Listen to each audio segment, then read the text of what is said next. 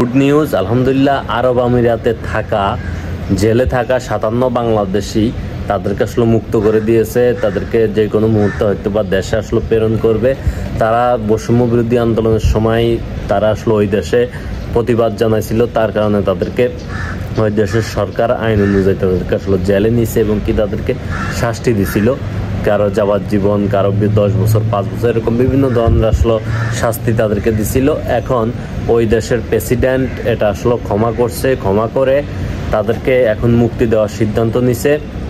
তাদেরকে আসলে যেই কোনো মুহূর্তে বাংলাদেশে পাঠাবে। এটা আসলে খুবই আসলে ভালো একটা সংবাদ। দেখার পর আসলে না বলে পারলাম না, তাই চিন্তা করলাম আপনাদের মাঝে একটু শেয়ার করে দিই।